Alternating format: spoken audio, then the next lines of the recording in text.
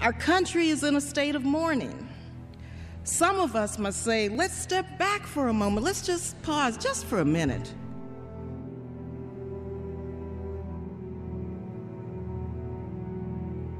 And think through the implications of our actions today so that this does not spiral out of control.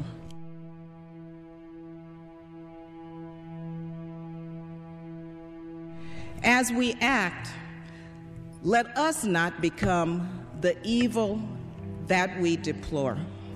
Thank you, and I yield the balance of my time. Gentlewoman's time has expired.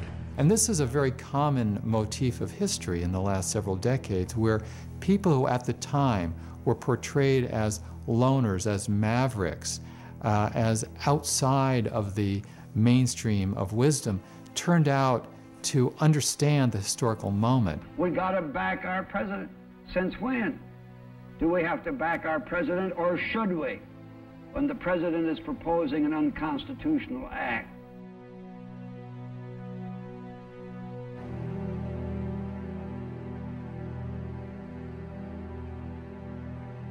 The best example is Wayne Morse, the senior senator from Oregon, who, beginning in 1964, was a voice in the congressional wilderness. Senator Morse was unusual in that he challenged the very prerogative of the U.S. government to go to war against Vietnam. He said, it's up to the American people to formulate foreign policy. Senator, the Constitution gives to the President of the United States the sole responsibility for the conduct of foreign policy. Couldn't be more wrong. You couldn't make a more unsound legal statement than the one you have just made. This is the promulgation of an old fallacy that foreign policy belongs to the President of the United States. To whom does it belong then, Senator? Belongs to the American people, All right, and our constitutional fathers made it very clear. Where does the President fit into what this I'm in saying the responsibility scale? What I'm saying is, under our Constitution, all the President is the administrator of the people's foreign policy. Those are his prerogatives. And I'm pleading that the American people be given the facts about foreign Senator, policy. That the American people cannot formulate and execute foreign policy. Why, you're a man of little faith in democracy if you make that kind of announcement. I have complete faith in the ability of the American people to follow the facts if you'll give them. It isn't and my a lack charge of against faith, my Senator. government is we're not giving the American people the facts. And that's the kind of faith in democracy that's not in fashion among the Washington press corps or the power elite in the nation's capital, but it's a good reading of the Constitution and it's a good definition of democracy. Independent journalist I.F. Stone said that all governments lie and nothing they say should be believed. Now, Stone wasn't conflating all governments, and he wasn't saying that governments lie all the time, but he was saying that we should never trust that something said by a government is automatically true. Especially our own, because we have a responsibility to go beneath the surface, because the human costs of war, the consequences of militaristic policies, what Dr. King called the madness of militarism, they can't stand the light of day if most people understand the deceptions that lead to the slaughter and the human consequences of the carnage.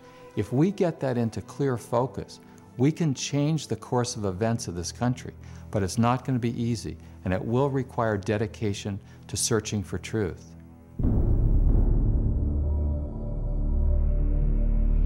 A time comes when silence is betrayal. That time has come for us, even when pressed by the demands of inner truth.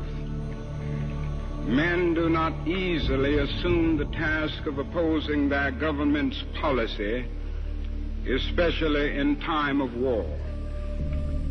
And I knew that I could never again raise my voice against the violence of the oppressed in the ghettos without having first spoken clearly to the greatest purveyor of violence in the world today, my own government.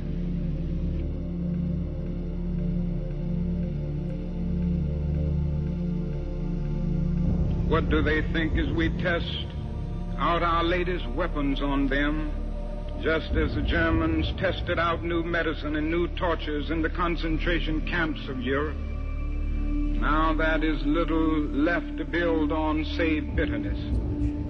We are met by deep but understandable mistrust, to speak for them is to explain this lack of confidence in Western words, and especially their distrust of American intentions now.